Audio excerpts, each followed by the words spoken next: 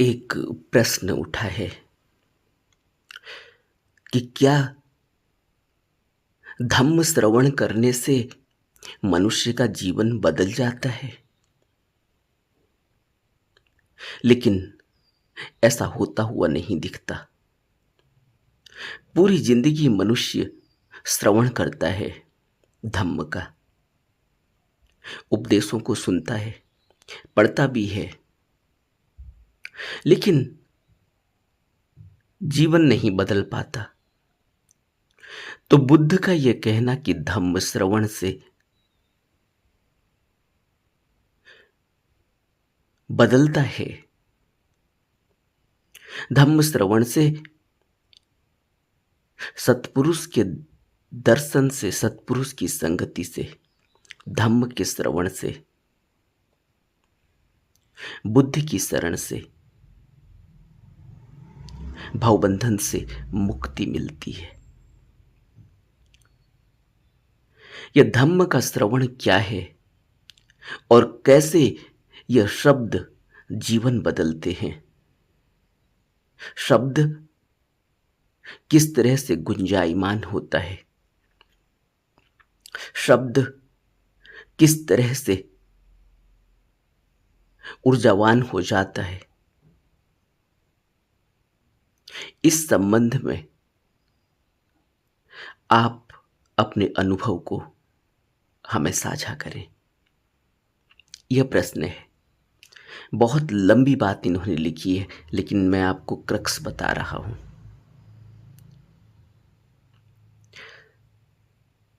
आप आर्य अष्टांगिक मार्ग को जरूर पढ़ते होंगे, जरूर आर्य अष्टांगिक मार्ग के बारे में सुनते होंगे, जरूर आर्य अष्टांगिक मार्ग का जीवन में पालन करने की कोशिश करते होंगे। आर्य अष्टांगिक मार्ग में शील के जो अंग हैं उनमें एक अंग है सम्यक वाक, यानी पूरी तरह से बोलना। सम्यक बोलना क्या है, शब्द क्या है और शब्द किस तरह से गुंजायमान होता है, ऊर्जावान हो जाता है। शब्द पत्थर से नहीं निकलता। क्या आपने सुना किसी पत्थर को बोलते हुए? लेकिन शब्द पत्थर से भी टकराता है। कभी किसी पहाड़ी इलाके में, किसी जंगल में जाएं और एक आवाज जोर से निकालें, आप देखेंगे कि वो चीखती हुई आवाज वापस लौट कर आती है। यह गूंज है, यह ऊर्जा है उस शब्द की। एक शब्द अगर गलत बोल दिया जाए तो क्रांति कैसे हो सकती है, इसको अभी हम चारों तरफ अनुभव कर रहे हैं, चारों तरफ सुन रहे हैं, चारों तरफ अखबारों में पढ़ रहे हैं, चारों तरफ टेलीविजन में देख रहे हैं। एक शब्द था। क्या था वो शब्द? कॉकरोच। कॉकरोच। ये कॉकरोच शब्द गुंजायमान हो गया।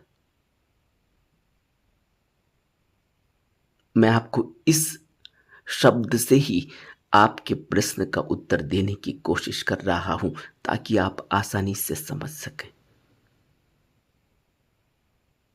बुद्ध के मुंह से शब्द निकले, गुंजायमान हो गए, और आज 2500 2600 साल के बाद भी वह शब्द गुंजायमान है। शब्द मरता नहीं, उसकी गूंज कभी फीकी पड़ती नहीं। यह बात और है कि अगर वह शब्द पिवटल पॉइंट पर रुक जाए, पिवटल पॉइंट पे खड़ा हो जाए, पिवटल पॉइंट का मतलब है कि उस परिधि में, उस सेंटर पॉइंट पे, जिस तरह से लट्टू घुमाते हैं या कोई कांच की गोली घुमाते हैं, कंचा, और अगर उसे धुरी मिल गई और वो धुरी पर टिक गया, तो फिर तुम यह अंदाज लगा नहीं पाओगे कि यह लट्टू घूम रहा है या स्थिर है। उसने धुरी पकड़ ली अब। और जब कोई शब्द धुरी पकड़ लेता है तो उसकी गूंज, उसकी ऊर्जा फिर बहुत तेजी से फैलती है। जब वो लट्टू घूमता है धुरी लेकर तो उसकी तेजी बहुत ज्यादा है। जब कोई कांच की गोली धुरी लेकर घूमने लगती है तो फिर उसकी तेजी का आप अंदाजा नहीं लगा पाएंगे, और वो फिर बहुत देर तक घूमती है। आपने देखा होगा जब कोई लट्टू घूमता है और धुरी पकड़ लेता है, फिर वो बहुत देर तक घूमता है। और अगर उसने धुरी नहीं पकड़ी है तो आपने देखा होगा कि थोड़ी ही देर में वो लट्टू गिर जाता है। इसलिए मैं आपसे ये कहना चाहता हूं कि शब्द जब गुंजायमान हो जाता है, धुरी पकड़ लेता है, तो उसके परिणाम पूरा भावचक्र बदल देता है, भावबंधन से आजाद कर देता है। अगर धम्म का श्रवण हो जाए, सुन लिया जाए, वह उपदेश बुद्धों के कानों में पड़ जाएं तो गुंजायमान हो जाएंगे। और अगर उन्होंने धुरी पकड़ ली, अगर वो पिवटल हो गए, तो फिर उसके अलावा और कुछ गूंजेगा ही नहीं। और फिर कोई शब्द कान का शब्द नहीं रह जाएगा। इस बात का भी ध्यान रखना। और बुद्ध हमें यही बताना चाह रहे हैं। सभी सतगुरु, सभी संत, सभी बुद्धों ने हमें यही बताने का प्रयास किया है कि शब्द जब कान में गूंजने लगता है तो फिर उसको किसी भी एट्रीब्यूट में बांधा नहीं जा सकता। फिर वो ऊर्जा हो जाती है। फिर उसको कहीं से बाहर से अपने कानों में डालने की आवश्यकता नहीं है। वो अंदर गूंजने लगा है अब। और जब वो अंदर गूंजने लगता है, इसी को बुद्धों ने, संतों ने, सद्गुरुओं ने, सत्पुरुषों ने, कोई भी नाम हम दे दें, ज्ञानियों ने उस गुंजायमान शब्द को क्या कहा? गुरुदेव नानक ने कहा, एक ओंकार सतनाम, कि वह जो सच है, वह सच गूंज है। उसको हमें समझाने के लिए अनहद कहा गया। अनहद जब लिखा गया, वह अनहद का मतलब है कि उसकी कोई हद नहीं है। अनहद जब कहा गया, इसका मतलब कि वह किसी के हद से, यानी कोई उस गूंज को कर नहीं रहा है, वह गूंज हो रही है। अस्तित्व में वह गूंज हो रही है, उससे यह अस्तित्व गूंज रहा है, उससे यह अस्तित्व चल रहा है। आज जब हवा चल रही है, आज जब यह सांस के रास्ते हमारे शरीर में प्रवेश कर रही है, तो यह वह गूंज है, यह हवा वही ऊर्जा है, और यह सांस जो ली जा रही है, यह शरीर जो जिंदा है, यह वही ऊर्जा है। इसी ऊर्जा को धम्म कहा। इसकी शुरुआत होती है बाहर के शब्द से। जिस शब्द को हम लिख सकते हैं, बोल सकते हैं, उसको गुनगुना सकते हैं, उस शब्द से शुरुआत होती है। लेकिन जब वो गूंजने लग जाए अंदर, तो वह शब्द फिर ऐसा शब्द है जिसको फिर कहीं रोका नहीं जा सकता, जिसकी कोई फिर हद नहीं, वह अनहद हो जाता है। उसी अनहद को अनहद नाद कहा कि वह आवाज गूंज रही है। उस आवाज को अपने अंदर गुंजायमान कर करने के लिए, उस आवाज को अपने अंदर सुनने के लिए ही बुद्धों ने हमें तरीका बताया। बुद्धों ने हमें बाहर की आवाज, बाहर के शब्दों के जरिए एक गूंज अंदर ढाली, और वह अंदर की गूंज जब गुंजायमान हो गई, जब उसको वो पिवटल पॉइंट मिल गया, जब उसको धुरी मिल गई, तब वह गूंज अनहद बन गई, और वह अनहद में समा गई, और फिर वही अनहद हो गई। इसको कबीर कहते हैं बूंद समानी समुद्र में, कि बूंद समुद्र में समा गई। अब तुम उसको कैसे खोजोगे कि बूंद कहाँ है? अब तुम कैसे कहोगे कि मेरी आत्मा? इसलिए बुद्ध ने आत्मा शब्द की बात नहीं की, क्योंकि हम जो अपनी आत्मा कह रहे हैं, अपनी आत्मा और दूसरे की आत्मा, आत्मा अलग अलग नहीं है। मन अलग अलग हो सकता है। मेरा मन अलग है, आपका मन अलग है। मेरे विचार, मेरे संस्कार अलग हैं, आपके मन, आपका विचार, आपका संस्कार अलग है। विचार और संस्कारों का जोड़ मन है। लेकिन यह कहना कि मेरी आत्मा अलग और तुम्हारी आत्मा अलग है, ऐसा नहीं है। इसलिए बुद्ध ने आत्मा को समझाने के लिए हमेशा ही आत्म को समझाने की कोशिश की, मैं को समझाने की कोशिश की, मैं के जरिए यह बताने की कोशिश की कि तुम जिसको आत्मा कह रहे हो वो आत्मा नहीं, वो मैं है तुम्हारा, वो अहंकार है तुम्हारा, वो मन है तुम्हारा। लेकिन यह बात इसलिए नहीं समझाई जा सकती आत्मा की, क्योंकि उसको समझाने का कोई मतलब ही नहीं है। उस ऊर्जा को कैसे समझाया जा सकता है? वो अनुभव है। इसलिए उस अनुभव को व्यक्त करने के लिए इस आत्मा शब्द को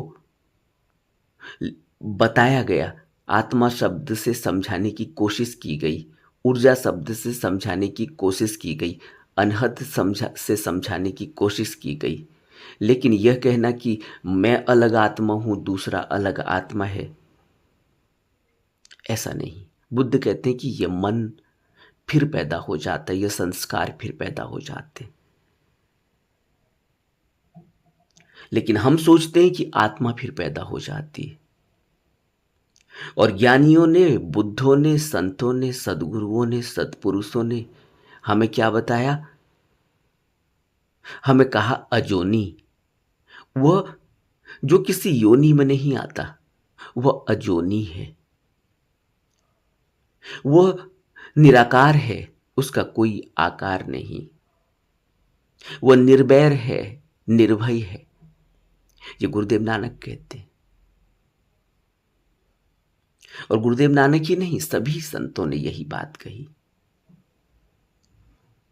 अब हम सोच रहे हैं कि मैं अलग निर्वैर हूं, दूसरा अलग निर्वैर है, मैं अलग अजोनी हूं, दूसरा अलग अजोनी है। जब अजोनी कह दिया, अयोनी कह दिया, यानी जो अयोनी, जो योनि में बांधा नहीं जा सकता, जो शब्दों में बांधा नहीं जाता, जो शरीर में बांधा नहीं जा सकता।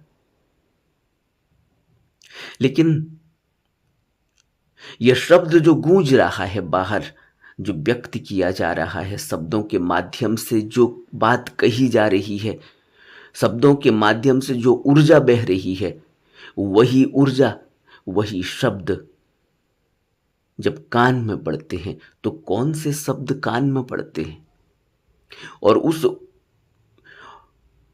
किस ऊर्जा को लिए हुए हैं। अगर नकार ऊर्जा के साथ हैं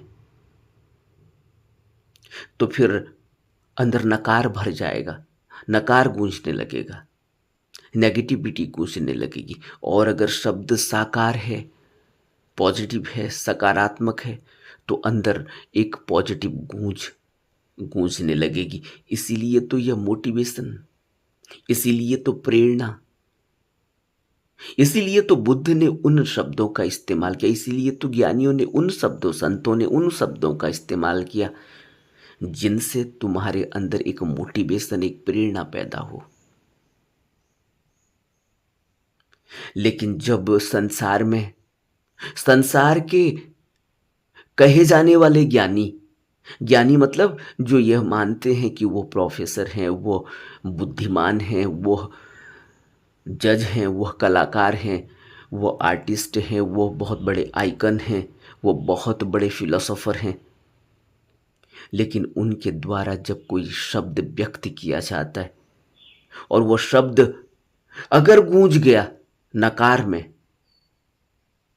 अगर वो गूंज गया, अगर उसको धुरी मिल गई, तो फिर वो किस तरह से फैलता है और किस तरह से उसका असर होता है, यह आप रोज आजकल अपने आसपास महसूस कर रहे होंगे। एक शब्द निकला है किसी इस संसार के ज्ञानी कहे जाने वाले व्यक्ति के द्वारा, जिसको हम ज्ञानी मानते हैं, यानी जिसको हम कहते हैं कि यह व्यक्ति इंसाफ देगा, यह व्यक्ति तराजू पर तोलेगा हमारे गुनाहों को या हमारी बेगुनाहों को और फिर एक न्याय देगा। तब शब्द निकला, उस मुंह से एक शब्द निकल गया, लेकिन उसने धुरी पकड़ ली, और जब धुरी पकड़ ली तो उसमें एक वेग है, एक ताकत है, उसमें एक पैनापन है, उसमें एक संग्रहित ऊर्जा हो गई और वो संग्रहित ऊर्जा अब पूरे संसार में फैलने लगी है। आप मेरी बात समझ रहे हैं? और जब बुद्ध ने कहा धम्म श्रवण करो, क्या अर्थ है कहने का कि जो शब्द निकल रहा है बुद्ध के मुंह से, उसमें कौन सी ऊर्जा है जरा समझो। जब कोई शब्द बुद्धों के मुंह से निकले तो वह किस तरह की ऊर्जा लिए हुए होगा, इसको समझो। 50,000 साल का इतिहास है कि वह ऊर्जा अगर शब्दों के माध्यम से किसी के कान में पड़ गई तो उसका जीवन रूपांतरित हो गया और वह शब्द दर्ज हो गए और उनकी गूंज न जाने कितने इस भाव में उलझे हुए, भाव बंधन में फंसे हुए जीवों को कल्याण करने के लिए हो गई। गुरुदेव नानक ने शब्दों के माध्यम से उस ऊर्जा को हमें बांटा। बुद्ध ने अपने शब्दों के माध्यम से, अपनी जुबान के माध्यम से हमें उस गूंज को बांटा कि वो हमारे कान में अंदर जा सके। लेकिन वो गूंज है, उसको सिर्फ शब्द मान लेने की गलती करने से मनुष्य का उद्धार नहीं होता। और यही हो गया कि हम उस गूंज को अपने अंदर गुंजायमान नहीं कर पाए और हमने सिर्फ बाहरी रूप से उन शब्दों को प्रार्थना करने में लगा दिया, लेकिन वो गूंज अंदर गूंज नहीं पा रही है। इसको बुद्ध धम्म श्रवण कहते हैं कि शब्दों के माध्यम से अंदर जो गूंज पैदा हुई उसको धुरी मिल जाए तो फिर वह अनंत में समा जाती है। उस अनंत में जिसका हम हिस्सा हैं, बूंद समानी समुद्र में, फिर वो एक हो जाती है। उस अनहद में समा जाती है जिसकी कोई हद नहीं। उस अथाह समुद्र में समा जाती है वो एक बूंद जिसको फिर अलग नहीं किया जा सकता। इसी को मोक्ष, मुक्ति या जो भी नाम दे दो, निर्वाण। लेकिन अगर कोई शब्द व्यक्त किया जाए एट्रीब्यूटिव के जरिए, यानी उच्चार की जिस तरीके से हम बोल रहे हैं, शब्दों का इस्तेमाल कर रहे हैं, इन शब्दों के माध्यम से कोई ऐसा शब्द निकल जाए जो अंदर से नकारात्मक प्रभाव डाल दे, तो फिर अगर उसको धुरी मिल गई तो फिर उसकी गूंज पूरे संसार में फैल जाती है। वह विध्वंस भी कर सकती है, वह रूपांतरण भी कर सकती है। उसको हम अभी महसूस कर रहे हैं अपने समाज में। इसलिए जब कोई व्यक्ति, जब कोई सो कॉल्ड ज्ञानी, क्योंकि बुद्ध तो ज्ञानी नहीं मानते हमको, हमारी पढ़ाई लिखाई को, हमारी इंटेलेक्ट को, हमारी बुद्धि को, हमारी इस बाहरी ज्ञान को बुद्ध ज्ञान नहीं कहते। इस बात को अपने अंदर अच्छे से बैठा लेना चाहिए। इसलिए कोई ऐसा बाहरी ज्ञानी व्यक्ति,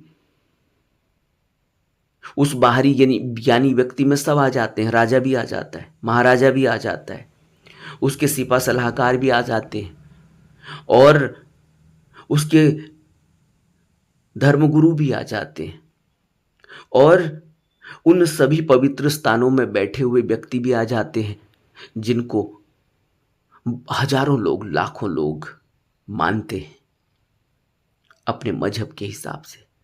अगर वह व्यक्ति कोई ऐसे शब्द का उच्चारण कर दे तो वह शब्द अगर धुरी पाले, अगर वो कान में बैठ जाए, अगर वो अंदर गुंजायमान हो जाए, तो फिर अगर वो बुद्ध का शब्द है, अगर वो उस ज्ञानी का शब्द है जिसने अंदर में अनहद उस धम्म में समाया हुआ ज्ञानी है, तो उसके अंदर से धम्म के ही शब्द निकलते हैं। धम्म की ऊर्जा धम्म की ऊर्जा लिए हुए शब्द निकलते हैं। और धम्म की ऊर्जा लिए हुए निकले शब्द जब अंदर गुंजायमान हो जाते हैं तो धम्म में हमें समा देते हैं। और अगर वह शब्द गलत धुरी पकड़ ले, शब्द तो शब्द है, ऊर्जा तो ऊर्जा है, लेकिन उस ऊर्जा का प्रवाह अगर इस तरह से हो गया तो फिर समाज में, संसार में क्रांति हो जाती है, बाहरी बदलाव हो जाते हैं, बहुत कुछ हो जाता है, उठापटक हो जाती है। सोच में किस तरह से बैठता है। जो धुरी है वहां सोच है। अगर उस धुरी में, उस सोच में अगर वह नकारात्मक तरीके से सोच में बैठ गया तो कुछ और हो जाएगा, और अगर वो सकारात्मक तरीके से बैठ गया तो कुछ और हो जाएगा। इसीलिए बुद्धम शरणम गच्छामि।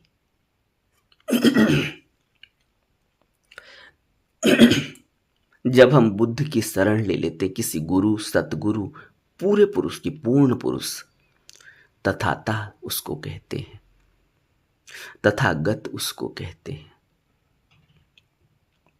वह पूर्ण पुरुष जिसको हम यह कहते हैं कि वह सभी लोकों में है, सभी लोगों का सरताज है। जब वो पूर्ण पुरुष की शरण ले ली जाती है, तब फिर जो भी ऊर्जा मिलती है वह उस पूर्ण पुरुष की ऊर्जा है। वह सभी हमारी ऊर्जा को उस ऊर्जा में समा देती है। बूंद समानी समुद्र में, बूंद समुद्र में समाती है। पहले आकार दिखाई देता है, फिर निराकार हो जाती है। पहले शब्द ऐसा होता है कि उसको लिख सकते हैं, पढ़ सकते हैं। कॉकरोच को लिख भी सकते हैं, पढ़ भी सकते हैं, उसकी गूंज को महसूस भी कर सकते हैं। लेकिन वह शब्द अंदर किस तरह से गूंजता है, नकारात्मक या सकारात्मक, बस इतनी सी बात है। नकारात्मक, सकारात्मक या न्यूट्रल, या वो अंदर जाकर शून्य हो जाता है, उसमें से कोई उबाल नहीं निकलता।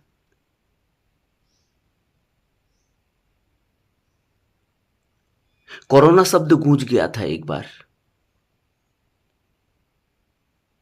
हम सब जानते, हमने वो उस इतिहास से हम गुजरे हैं, और वो इतिहास अभी बिल्कुल नया है।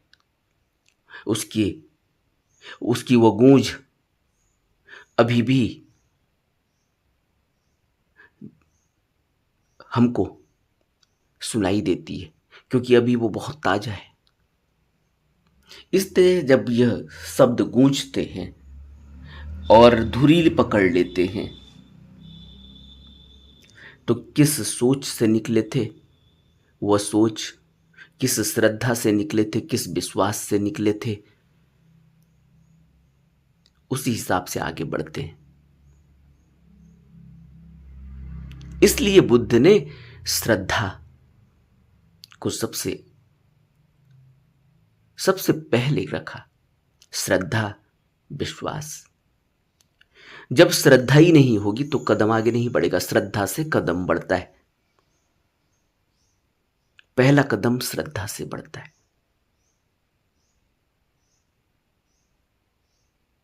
आज अगर मैं कुछ बोल रहा हूं तो यह मेरी श्रद्धा है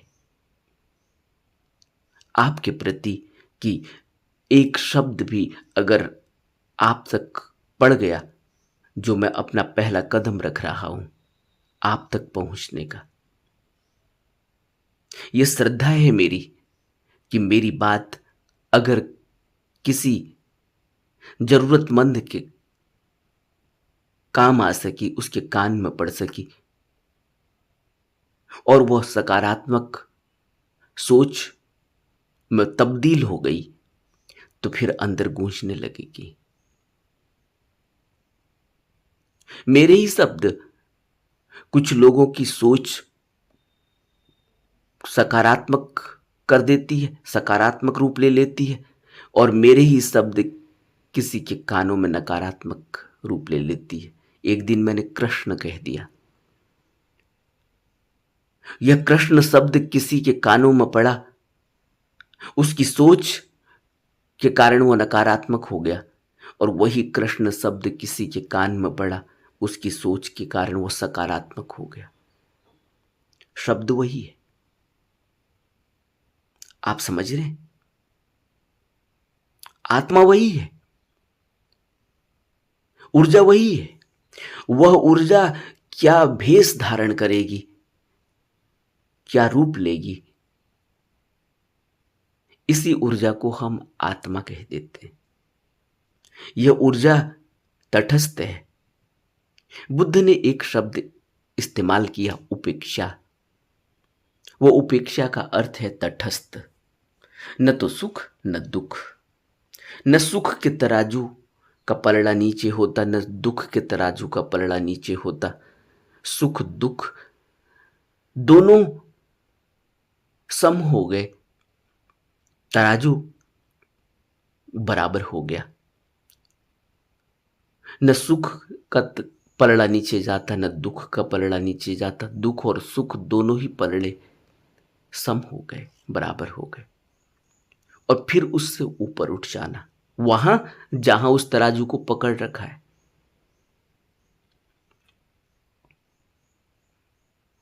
बुद्ध इसको कमलवत जीवन जीना कहते हैं। तो जो इन्होंने प्रश्न पूछा है कि धम्म के श्रवण करने से कैसे जीवन बदलता है, वो यही है कि कैसे आपके अंदर वो शब्द आपकी सोच की वजह से आकार बना लेते हैं। उन शब्दों की एक ऊर्जा है, उन शब्दों की एक प्योर ऊर्जा है। प्योर ऊर्जा अगर होगी तो वो प्योर ऊर्जा के कारण ही वो शब्द गूंज रहा है। उस प्योर ऊर्जा को ही अनंत कहा। इसलिए जब हम कुछ बोलते हैं, हम चलते हैं, हम खाते हैं, पीते हैं, सोते हैं, एक ऊर्जा लगातार बह रही है हमसे।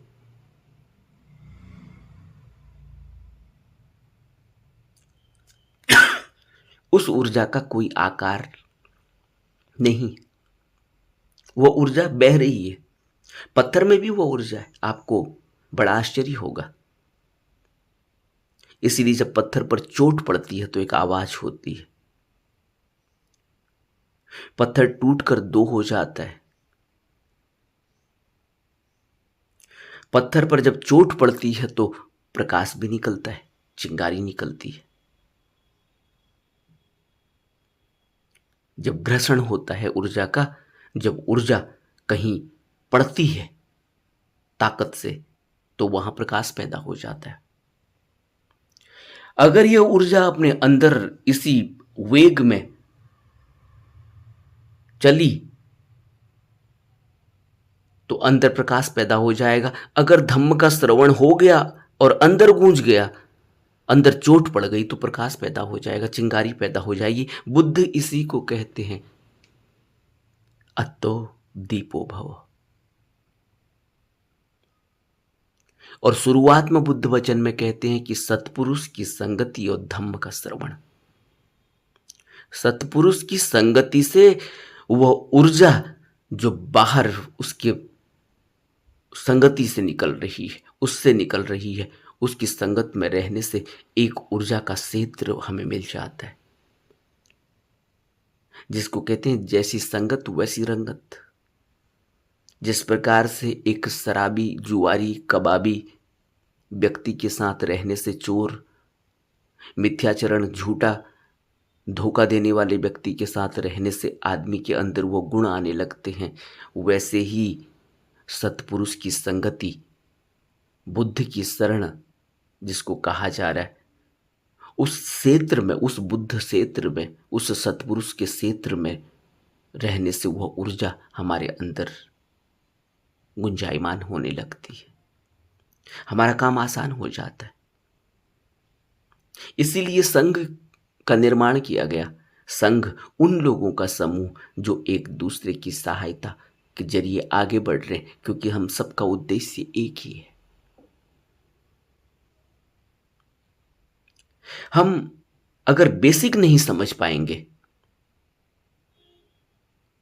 तो फिर हम आगे नहीं बढ़ पाएंगे। बेसिक यानी हमें इस पूरे बुद्ध दर्शन को, पूरे संतों के दर्शन को, पूरे गुरु दर्शन को अच्छे से, इस फिलॉसफी को बेसिक से समझना चाहिए। उसकी मजबूती हमें आनी चाहिए। लेकिन वो मजबूती, फिर वही बात आ जाती है, श्रद्धा से हम उनका श्रवण कर सकते हैं, श्रद्धा से हम उनको पढ़ सकते हैं, लेकिन अगर वो अनुभव में ना आए तो फिर हमारे अंदर वो गहराई नहीं आ पाती, हम उस गूंज में नहीं अपने को मर्ज कर पाते।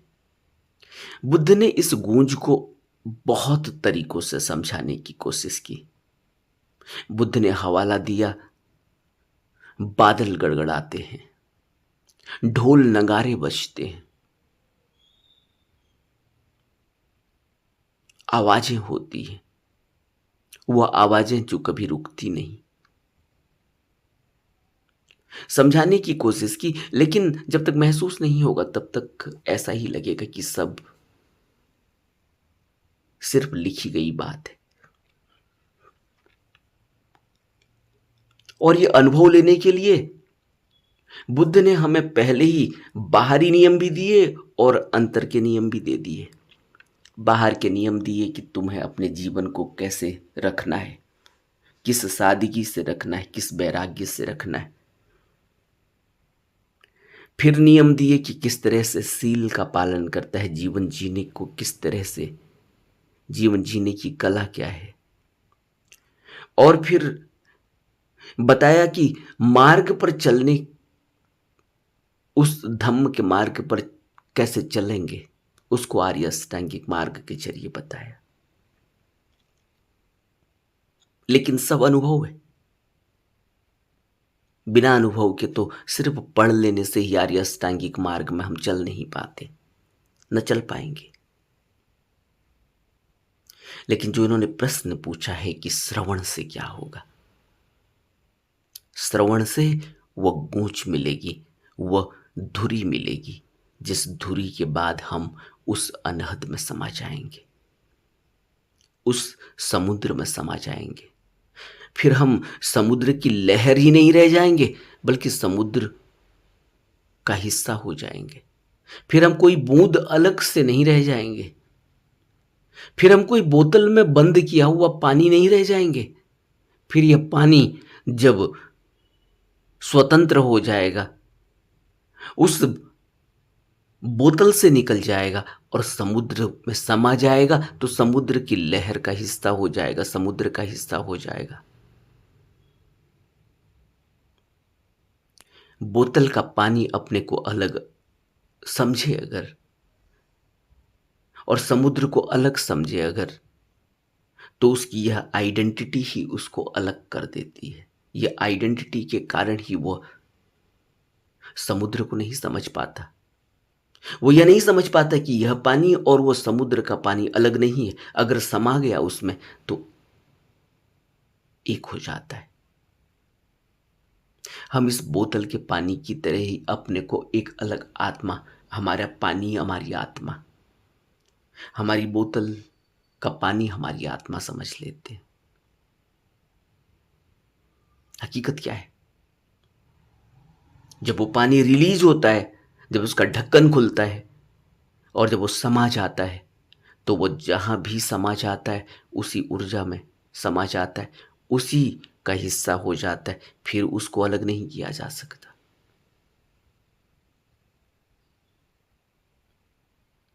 श्रवण जब हो जाता है, इसीलिए बुद्ध के समय, महावीर के समय श्रवण शब्द का इस्तेमाल किया जाता था।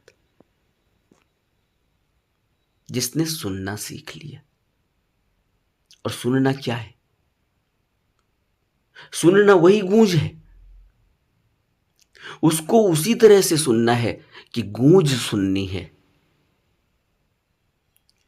और शुरुआत करनी है उसको सकारात्मक तरीके से सुनने की, सोच को बदलने की। इसलिए बुद्ध कहते हैं कुशल कर्म करो। यह कुशल कर्म शुरुआत है। यह कुशल कर्म का मतलब यह नहीं है कि तुम कुशल कर्म करते रहोगे तो निर्वाण तक पहुंच जाओगे। यह शुरुआत है सोच को बदलने की। क्योंकि यह सोच जब, इसमें जब वह शब्द पड़ेगा, सोच में शब्द, जब शब्द पड़ेगा तो गुंजायमान होगा, सोच से गुंजायमान होगा। सोच सहारा बनती है। आप समझ रहे हैं मेरी बात? सोच सहारा बनती है, इसलिए सबसे पहले सोच लानी होती है। इसीलिए बुद्ध ने जब शुरुआत करी धम्म की, धम्मचक्र की, तो शुरुआत करी कि सोच उनकी, जिनको सिर्फ एक चिंगारी की जरूरत है, अब उनकी सोच पहले ही ऐसी है कि एक चिंगारी, एक धम्म का उपदेश, एक धम्म का श्रवण उनके अंदर आग पैदा कर देगा, रोशनी पैदा कर देगा। इसलिए शब्द बहुत मूल्यवान है। इसलिए शब्द को सिर्फ शब्द नहीं समझना चाहिए, शब्द के अंदर पूरी ऊर्जा होती है। और जिस तरह से हमारे अंदर हवा जा रही है, सांस, हम कहते हैं सांस, यह सिर्फ सांस नहीं है, यह एक ऊर्जा है जो हमको जीवंत किए हुए, यह हम बहुत स्थूल तरीके से अपने अंदर महसूस कर सकते हैं। इसी तरह से शब्द भी एक ऊर्जा है, जब कानों में पड़ता है तो गूंजने लगता है, लेकिन सोच कैसी होगी, उस सोच के सहारे से वो धुरी पकड़ता है। मैंने कॉकरोच शब्द का इस्तेमाल इसीलिए किया कि यह शब्द जब निकला और जब इसने धुरी पकड़ी तो परिणाम क्या है आज।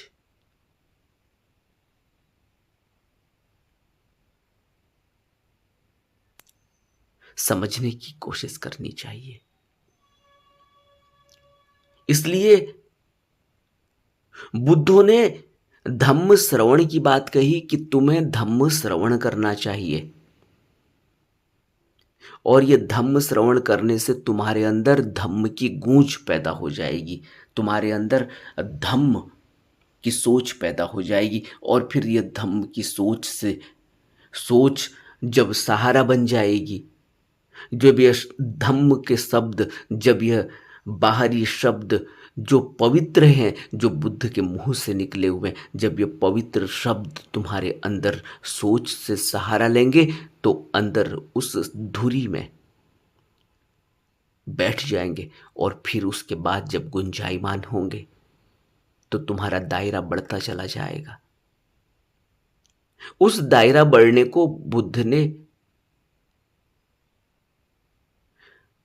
अलग अलग तरीके से समझाने की कोशिश की। शुरुआत में श्रोतापन्न हो जाना, यानी सुनने की कला आ जाना, सुन के समझने की कला, सोच बदलने की कला आ जाना, फिर उसके बाद अगला, फिर उसके बाद अगला, फिर उसके बाद अगला, जिन भी शब्दों का इस्तेमाल किया गया, लेकिन यह शब्द को रट लेने से यह अनुभव नहीं होगा। इसलिए बहुत जरूरी है कि हमें, जो बुद्ध ने हमें नियम दिए, अनुशासन दिए, तरीके दिए, जीवन जीने की कला दी,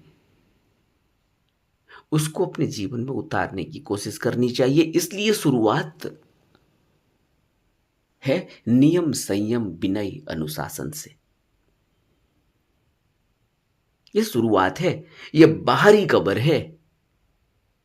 अगर कोई यहीं से शुरुआत नहीं कर पाता, इसी को नहीं मान पाता, इसी का पालन नहीं कर पाता, तो वो अंदर उस धुरी तक कैसे पहुंचेगा, जरा सोचो। क्योंकि फिर तो सही शब्द भी गलत ही दिखते हैं। मैंने अभी कृष्ण शब्द का इस्तेमाल किया। कृष्ण शब्द अगर सोच, नकारात्मक सोच के साथ सहारा लेगा तो क्या होगा, क्या होगा, जरा सोचो। एक आदमी ने मेरे को कमेंट में लिखा कि आपने कृष्ण शब्द का इस्तेमाल करके दिल तोड़ दिया आज।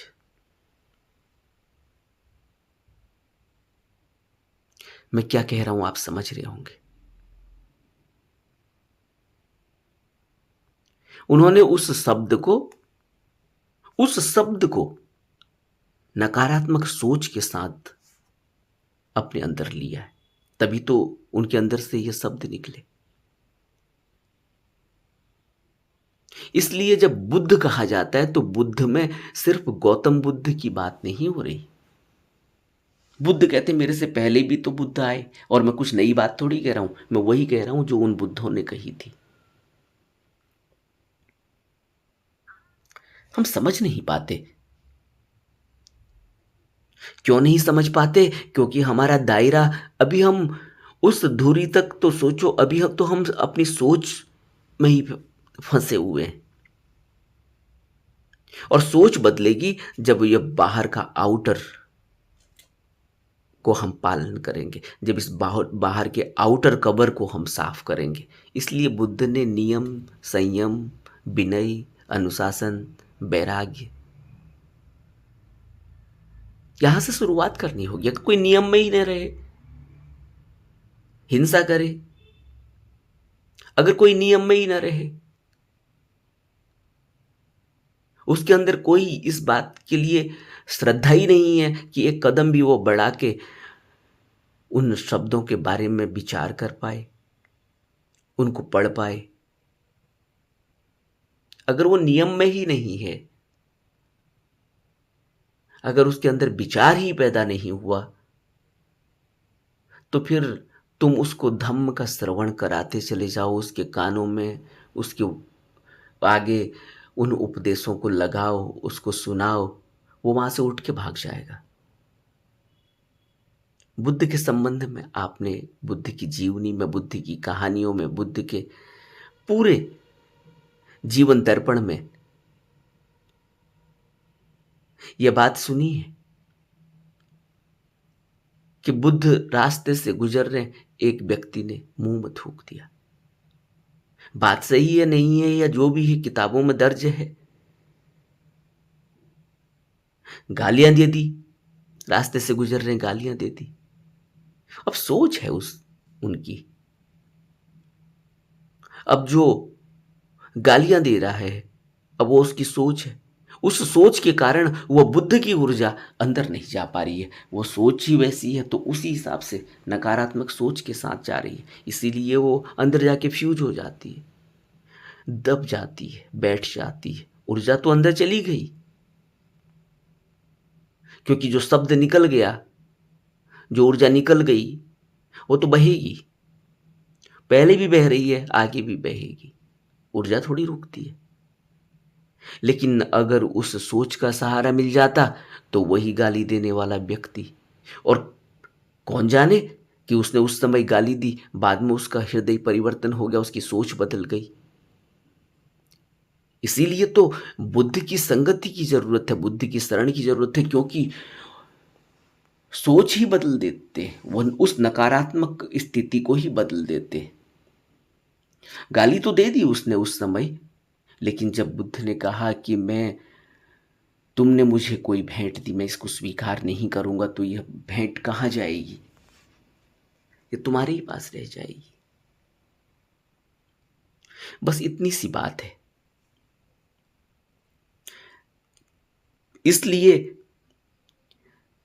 शुरुआत करनी होगी, अपनी शुरुआत में अपने इस आधार को, अपनी इस नींव को मजबूत करना होगा कि हम उस धुरी तक पहुंच सके जहां से हमारे अंदर वह अत्तो दीपो भव, वह प्रकाश पैदा हो सके, वह चोट पड़ सके, हमारे मन रूपी पत्थर पर चोट पड़ सके ऊर्जा से, कि वहां कोई चिंगारी जल जाए, वहां रोशनी हो जाए।